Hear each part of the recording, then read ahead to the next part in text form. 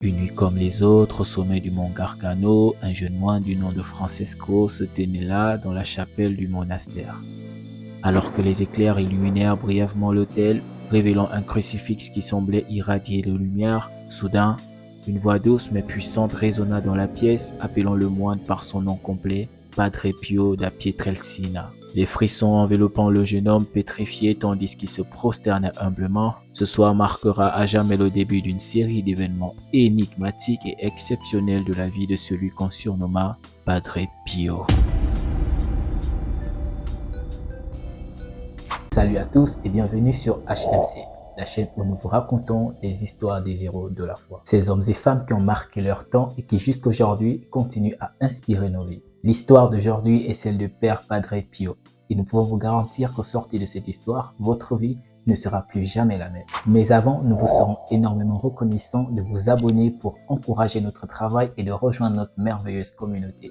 Mais surtout de nous rejoindre sur notre Instagram qui s'affiche à l'écran afin d'être informé des nouvelles vidéos avant leur publication. N'oubliez pas aussi que nous publions des vidéos chaque dimanche, alors ne ratez aucune pépite.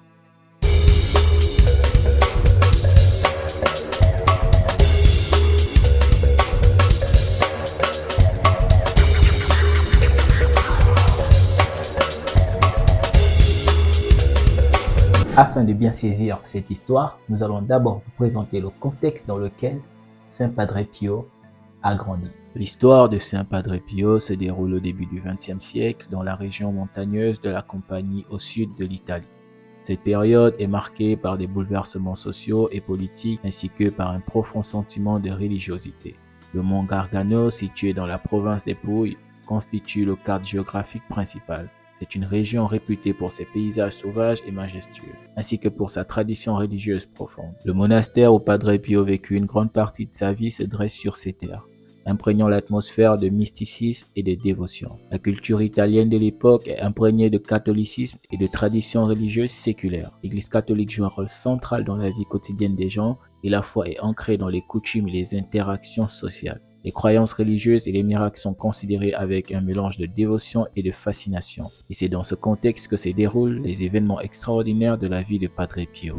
Celui qu'on surnomme Padre Pio est donc un fervent catholique et il le restera d'ailleurs toute sa vie. Et contrairement à ce qu'on a vu de la plupart des histoires qu'on raconte sur cette chaîne, Padre Pio n'a pas eu une enfance loin de Dieu. Dès son jeune âge, il sera éduqué à la manière chrétienne, bien sûr catholique de l'époque, et il n'aura donc pas le temps de s'amuser. Dès son enfance, il commencera très tôt à s'intéresser à Dieu. Et c'est ce chemin d'ailleurs qui lui permettra de devenir ce que vous allez découvrir tout au long de cette histoire. Padre Pio, également connu sous le nom de Francesco Forgione, est né le 25 mai 1887 à Pietrelcina, un petit village situé dans la région de Campanie en Italie.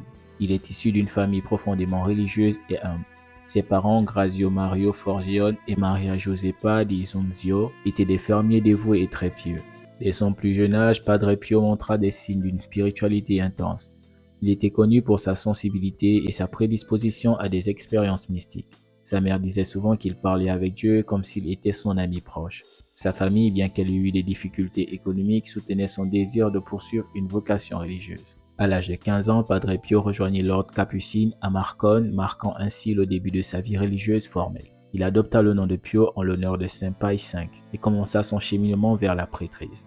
Son éducation et sa formation spirituelle étaient profondément ancrées dans la tradition catholique et capucine, avec un accent sur la prière, la méditation et le service envers les autres. Ses premières années au monastère furent marquées par des périodes de maladie et d'isolement, mais aussi par des expériences mystiques intenses. C'est pendant cette période qu'il aurait reçu des stigmates, une expérience qui allait définir sa vie et son ministère ultérieur. Son éducation et sa formation religieuse combinées à son héritage spirituel et familial ont façonné l'homme spirituel qu'il est devenu. Doté d'une foi inébranlable et d'une profonde compassion, il était reconnu pour sa sagesse et sa capacité à écouter les peines des autres. Son visage reflétait une bienveillance sincère, accentuée par ses yeux perçants qui semblaient lire les âmes. Sa quête spirituelle était guidée par une aspiration profonde à se rapprocher de Dieu et à vivre une vie de dévotion totale. Bien qu'il fût humble, Padre Pio possédait une détermination ferme. Son engagement envers la prière, la méditation et l'aide aux autres était indéfectible. Il passait de nombreuses heures à prier, se retirant souvent dans la solitude pour chercher une connexion plus profonde avec le divin. Cependant, malgré sa vie contemplative, il était également animé par un désir ardent d'aider les autres qui venaient à lui avec leurs fardeaux et leurs souffrances. Le jeune moine avait une profonde compréhension des luttes humaines et une capacité à offrir des paroles de réconfort et de sagesse à ceux qui en avaient besoin. Sa simplicité et son humilité étaient évidentes dans sa façon d'interagir avec les autres. Sa quête spirituelle personnelle était en symbiose avec son désir profond de guider les âmes vers la lumière. Alors là, il avait du répondant, notre Padre Pio. Il avait des qualités absolument phénoménales en matière d'humanité. Il était tellement attentionné et aimable que forcément, son ministère ne pouvait être que glorieux. Et ce n'est pas étonnant que Dieu se soit révélé à lui pour qu'il puisse être une source de consolation, de motivation et de guérison pour la plupart des personnes qui l'ont connu. Et nous allons le voir tout au long de cette histoire en découvrant son ministère. Son ministère débute de manière exceptionnelle et mystérieuse.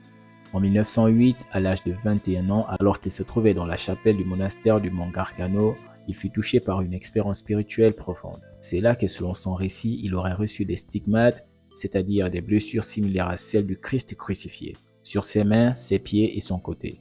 Cet événement extraordinaire a marqué le début de son ministère unique. Le phénomène des stigmates a rapidement attiré l'attention des autorités religieuses et des fidèles.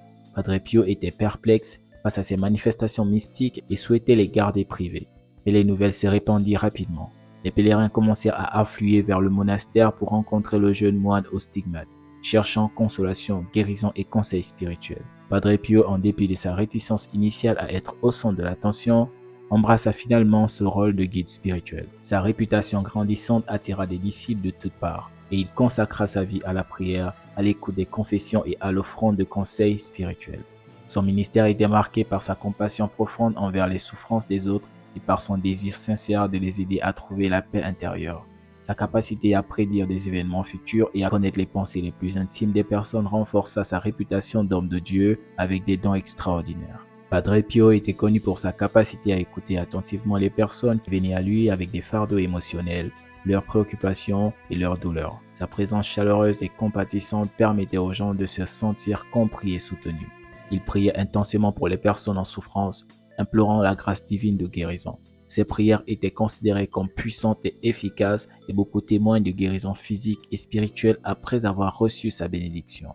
Padre Pio passait de longues heures à écouter les confessions des fidèles. Sa capacité à discerner les péchés cachés et à offrir des conseils spirituels pour la repentance et la réconciliation a eu un impact profond sur la vie de nombreuses personnes.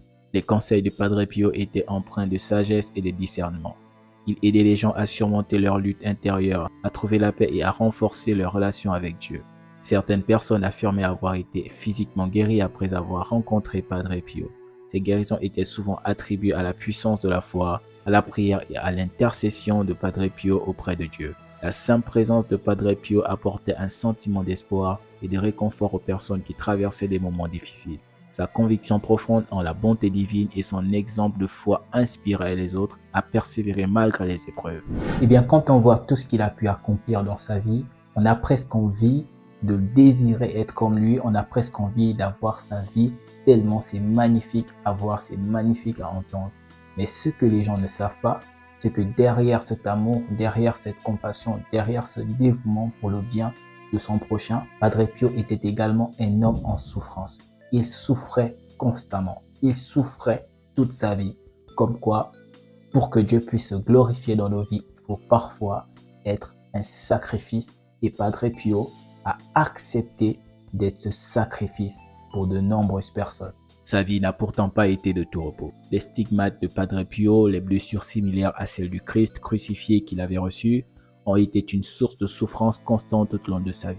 Les stigmates comprenaient des plaies aux mains, aux pieds et aux côtés, et elles saignaient fréquemment. Cette expérience mystique unique était à la fois un signe de la profonde spiritualité et un fardeau qu'il portait avec dévotion. Padre Pio a décrit la douleur physique associée à ces stigmates comme étant intense et insupportable. Il éprouvait des moments de grande agonie et de faiblesse, particulièrement lors des épisodes de saignement. Cependant, il acceptait cette douleur comme une offrande à Dieu et une union avec la souffrance du Christ pour le salut de l'humanité. Malgré sa souffrance, Padre Pio ne s'est jamais départi de sa foi et de sa dévotion. il a continué à exercer son ministère de prière, de guidance spirituelle et d'écoute compassion en dépit de ses propres douleurs. Sa capacité à trouver un sens profond dans sa souffrance a inspiré de nombreux croyants et a renforcé la réputation de sainteté. La plupart d'entre nous, lorsqu'on se retrouve dans la souffrance, dans l'agonie, on a tendance à se plaindre. On a tendance à attribuer la faute à Dieu comme si Dieu ne se souciait pas de nous. Mais regardez l'attitude de Padre Pio qui acceptait cette souffrance. Pour lui, c'était un honneur de pouvoir souffrir pour le nom de Dieu. Mais malheureusement, qui que nous soyons et quoi que nous puissions faire, nous ne pouvons pas échapper à la mort. Et Padre Pio non plus n'a pas échappé à la mort. Et même après avoir fait autant de bien pour les gens, il fallait qu'il rentre, il fallait qu'il se repose pour ses œuvres. Padre Pio est décédé le 23 septembre 1968 à San Giovanni Rotondo, en Italie, à l'âge de 81 ans. Sa mort a été précédée par une période de déclin de sa santé en raison de son âge avancé et de la fatigue accumulée au fil des années. Les stigmates qu'il avait portés toute sa vie ont également contribué à sa fragilité physique. Le 20 septembre 1968, Padre Pio a célébré la messe pour la dernière fois. Il s'est retiré dans sa cellule et au cours des jours suivants, son état de santé s'est détérioré. Le 22 septembre, il a reçu les derniers sacrements de l'Église catholique, y compris la réception de l'extrême onction. Il est décédé paisiblement dans sa cellule le matin du 23 septembre 1968.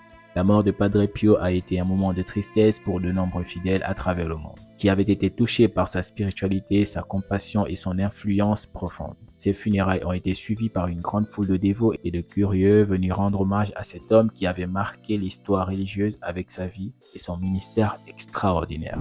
Magnifique histoire, quelle magnifique histoire! Moi, je suis vraiment touché et fortifié par cette histoire et j'espère que vous aussi, vous avez été encouragé par cette histoire car c'est également le but de cette chaîne pour réanimer la foi de beaucoup. Merci pour ceux qui ont regardé la vidéo jusqu'à la fin. N'hésitez pas à vous abonner si ce n'est pas encore fait et à liker si la vidéo vous a intéressé. Mais aussi, si vous avez regardé la vidéo jusqu'à la fin, nous allons écrire en commentaire les stigmates du Christ. Donc, si vous écrivez les stigmates du Christ, je saurai que vous êtes resté jusqu'à la fin de la vidéo. Et je serai reconnaissant pour votre soutien. Passez une agréable semaine et surtout n'oubliez pas, les hommes sont forts, mais Dieu est bien plus fort.